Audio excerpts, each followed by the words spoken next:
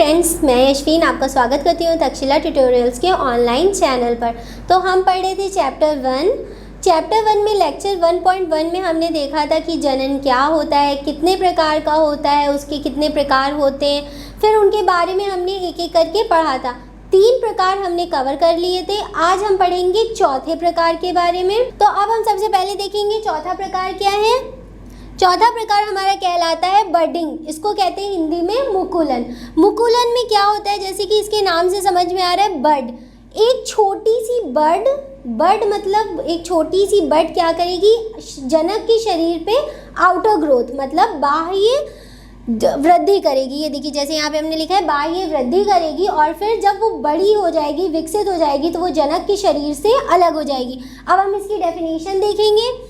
इस प्रक्रिया में कोशिका से बाह्य वृद्धि होकर एक या एक से अधिक छोटी रचनाएं बन जाती हैं।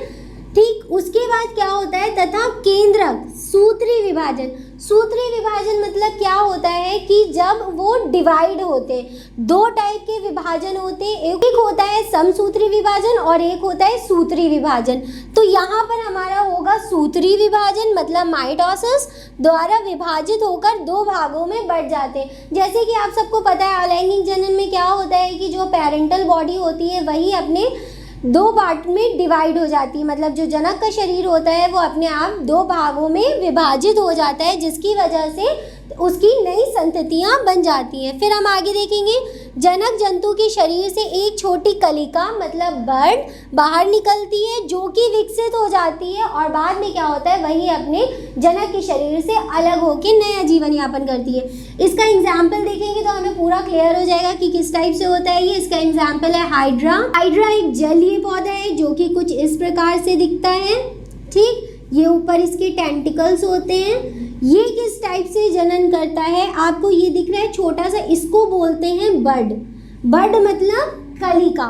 ये धीरे धीरे ग्रोथ करेगी, मतलब जैसे कि यहाँ पे लिखा है जंतु के शरीर से एक छोटी कलिका निकलती है और वो बाद में क्या हो जाती है, विकसित हो जाती है। तो ये किस प्रकार से विकसित होगी, ये कुछ इस प्रकार से विकसित होगी।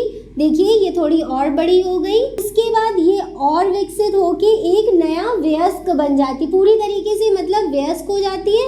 और वयस्क होने के बाद क्या होती है, ये इसी पेरेंटल बॉडी से डिटैच्ड हो जाती है, मतलब कि अलग हो जाती है। अब आप देख ही सकते हैं कि ये इस पेरेंटल बॉडी से अलग है, ये खुद एक वयस्क है।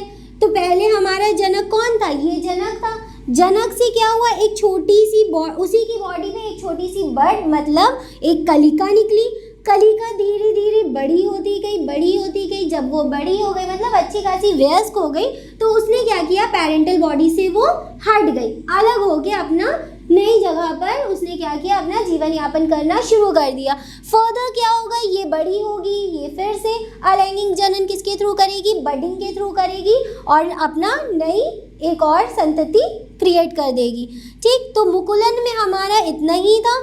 ये हमारा चौथा प्रकार था। अब हम इसका 5वां प्रकार देखेंगे, मतलब अलैंगिक जनन का 5वां प्रकार देखेंगे। तो दोस्तों, अब हमारा अलैंगिक जनन का 5वां प्रकार है कलिका, मतलब इसको इंग्लिश में जेम्यूल कहते हैं। जेम्यूल में क्या होता है, कभी कभी पौधे पत्ती व तने के अग्रभाग पर बहुकोशिकीय।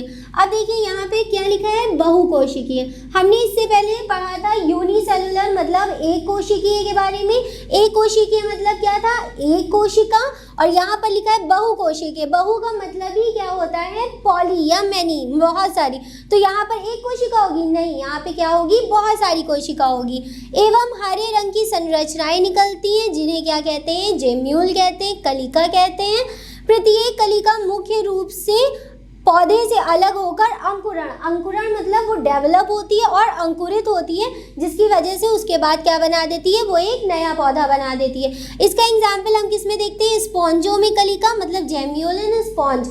इसमें क्या होता है, बस पत्ती या तने पर बहुत सारे हरे हरे रंग की मल्टी सेलुलर बर्ड्स निकलती हैं, कोशिकाएं निकलती हैं, जो कि पौधे से बाद में अलग हो जाती हैं और क्या करती हैं, एक नया पौधा बना लेती हैं। अंकुरण होके कहीं और या उसी जगह पर अगर गिर गई तो वहाँ पे एक नया पौधा बनाने लगती हैं, जिसे ही क्या कहते हैं, जेम्यूल। और यही होता है हमारा एक और प्रकार अलैंगिक जनन का। अब इसके बाद हमारा एक और प्रकार होगा जो कि हमारा 6th होगा। देखेंगे। अब हम आगे देखते हैं अपना नेक्स्ट प्रकार। दोस्तों अब हमारा नेक्स्ट प्रकार है खंडी भवन यानी कि फ्रेगमेंटेशन। फ्रेगमेंटेशन जैसे कि इसके नाम से ही समझ में आ रहा है, खंड। ये क्या होगा, छोटे छोटे खंडों में टूट जाएगा। 2 खंडों में टूटे या 2 से ज़्यादा खंडों में टूट जाए। टूटने के बाद क्या होगा, वो अलग अलग ही डेवलप हो जाएगा, मतलब कि वो अलग अलग बनकर तैयार होकर क्या होगा कि वो एक नया संतति बना लेगा। तो देखिए अब हम इसको देखेंगे। इस विधि में बहुकोशिकीय मतलब मल्टीसेलुलर, वो जो बहुत सारी कोशिकाओं से मिलके बने होते। बहुकोशिकीय जनक का शरीर 2 या 2 से अधिक टुकड़ों में टूट जाता है और प्रत्येक टुकड़ा पुनरुद्भवन मतलब रीजनरेशन मतलब होता है फिर से जनरेट हो जाना, फिर से पैदा हो जाना, ठीक, फिर से बन जाना। आप ऐसे भी कह सकते हैं कि फिर से बन जाना द्वारा एक नए वयस्क संतति में विकसित हो जाता है। इसका एग्जाम्पल होता है तंतुवृंत शैवाल। मान लीजिए ये इस टाइप का एक हमारे पास क्या है, ये एक तंतु है। इसको हम यहाँ से डिवाइड करते हैं, यहाँ से डिवाइड करते हैं, यहाँ से डिवाइड करते हैं, तो क्या होगा, हमारे पास एक ये हो जाएगा, एक यहाँ पे बन जाएगा और एक यहाँ पे बन जाएगा, एक ऐसे बन जाएगा। हमने इनको क्या किया है, बीच से तोड़ दिया है। तो यहाँ पे हमारे पास एक तंतु के कितने तंतु बने, 1 2 3 4 मिलके बन गए। अब मान लीजिए फिर धीरे धीरे क्या होंगे, डेवलप हो जाएंगे। डेवलप हो के फिर से एक नया वयस्क बना लेंगे, ये अलग अलग बनेंगे। तो देखिए एक उससे क्या बना, 4 नए और बन गए। तो ये भी एक टाइप का क्या हुआ, जनन, मतलब इसने क्या किया, अपनी छोटी छोटी संतति और बना ली। अब ये भी क्या होंगी, वयस्क हो जाएंगी। इसी को कहते हैं फ्रेगमेंटेशन। फ्रेगमेंटेशन मतलब खंडों में विभाजित हो जाना, और जितने भी खंड विभाजित हुए हैं बस क्या करो, वही क्या होते हैं, बस डेवलप हो जाते हैं। बस यही हमारा क्या हो गया, फ्रेगमेंटेशन। अब देखिए जैसे स्पाइरोगायरा एक जलीय पौधा है तथा कुछ आकशेरुकी जंतु, आकशेरुकी जंतु जिनको नॉन वर्टिब्रेट भी कहते हैं। नॉन वर्टिब्रेट वो होते हैं जिनके पास रीढ़ की हड्डी मतलब स्पाइनल कॉर्ड इसे इंग्लिश में कहते हैं, हिंदी में उसका एक और नाम है जिसे मेरू रज्जु कहते हैं, वो नहीं होती है। आकशेरुकी जंतु में रीढ़ की हड्डी नहीं होती है। में खंडी भवन मतलब फ्रेगमेंटेशन की क्षमता होती है। ये क्या होते हैं, खंड में विभाजित हो जाते हैं और हर खंड एक नया पौधा बना लेता है, जिसको ही क्या कहते हैं, फ्रेगमेंटेशन कहते हैं। यहाँ पे हमारा फ्रेगमेंटेशन भी खत्म हो गया।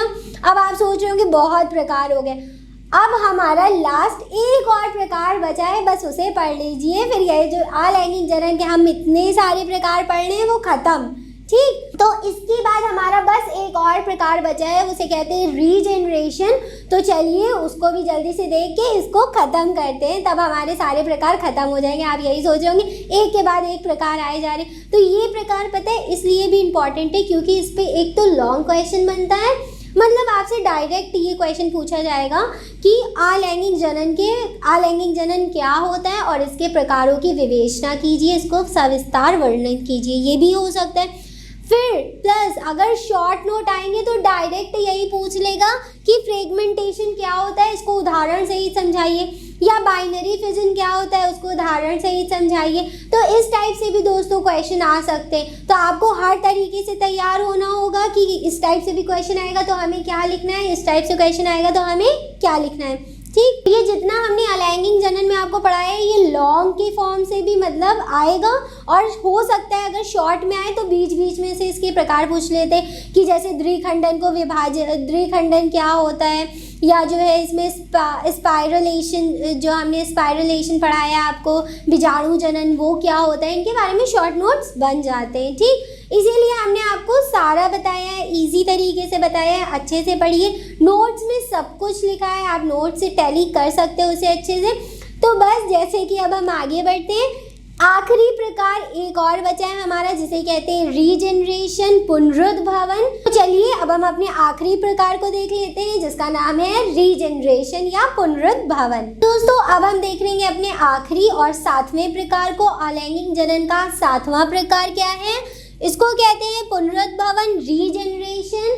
आपको इसके नाम ही से थोड़ा बहुत समझ में आ जाएगा कि पुनः मतलब पुनरुत मतलब फिर से, और भवन मतलब फिर से वो बन गया, ठीक, रीजनरेट हो गया।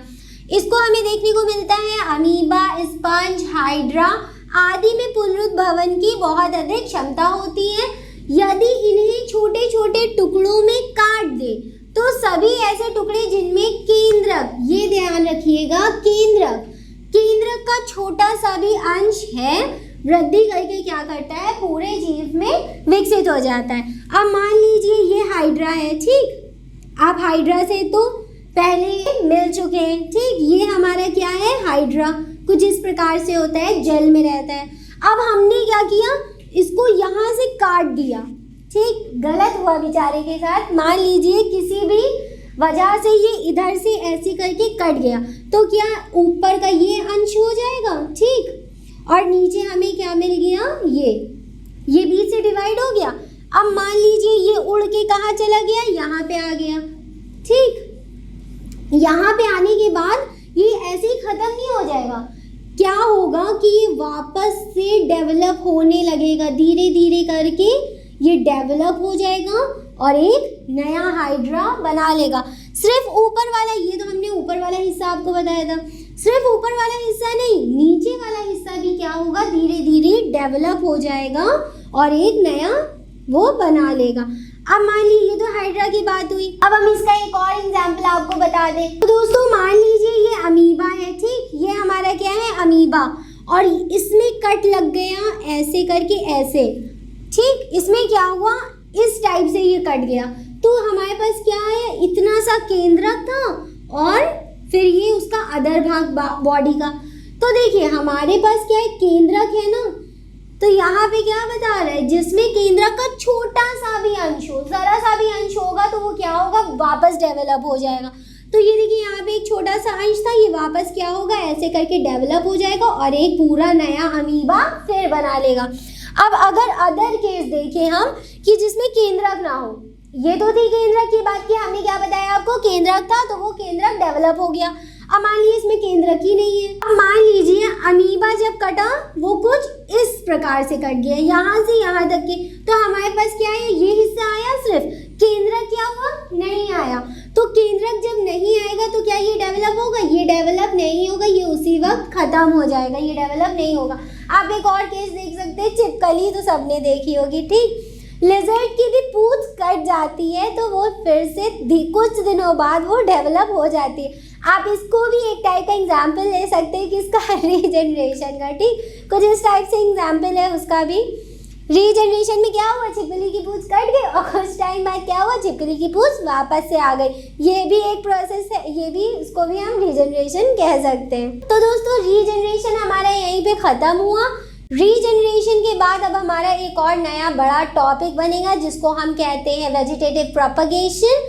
वेजिटेटिव प्रोपगेशन में हमें पढ़ना होगा, अब वो पढ़ेंगे हम नेक्स्ट लेक्चर में, क्योंकि ये लेक्चर हमारा यहीं पे ख़त्म होने वाला है। तो आज के लेक्चर में हमने क्या पढ़ा, अलैंगिक जनन के कुछ प्रकार देखे, फ्रेगमेंटेशन देखा, रीजनरेशन देखा, ये सब देखा, ठीक। आपको इनमें कोई भी डाउट हो तो आप इजीली कांटेक्ट करके पूछ सकते हैं हमसे, हम आपको आपके सारे क्वेश्चंस के आंसर देंगे। तो दोस्तों हमारा लेक्चर यहीं पे ख़त्म होने वाला है। हम नेक्स्ट लेक्चर में आपको पढ़ाएंगे कायिक जनन, जिसको कायिक प्रवर्धन या वेजिटेटिव प्रोपगेशन भी कहते हैं। वेजिटेटिव प्रोपगेशन में क्या होता है हम आपको थोड़ा सा बता देते हैं इसके बारे में। वेजिटेटिव प्रोपगेशन, अभी तक के तो हमने देखा कि जो है जीव अपने से अलग हो गया, उसके पास उसका केंद्रक था जिसकी वजह से वो डेवलप हो गया। लेकिन वेजिटेटिव प्रोपगेशन में क्या होगा कि उस जगह से एक नया जीव डेवलप होगा, जनक के उस बॉडी पार्ट से ऐसा नया जीव डेवलप होगा जो कि जनन में किसी तरीके से पार्टिसिपेट ही नहीं करता है, ठीक। तो अब हम अपने नेक्स्ट लेक्चर में उसे पढ़ेंगे, नेक्स्ट लेक्चर में देखेंगे उसे क्या होता है वेजिटेटिव प्रोपगेशन। तो आज की जितना हमने लेक्चर पढ़ा, ये लेक्चर आपको हमारे डिस्क्रिप्शन बॉक्स में मिल जाएगा, आप डिस्क्रिप्शन से इसे लिंक डाउनलोड कर सकते हैं और अच्छे से पढ़ सकते हैं। कोई डाउट हो तो हमें कांटेक्ट कर सकते हैं। और तो दोस्तों आज के लिए बस इतना ही, मिलते हैं नेक्स्ट लेक्चर में। Thank you.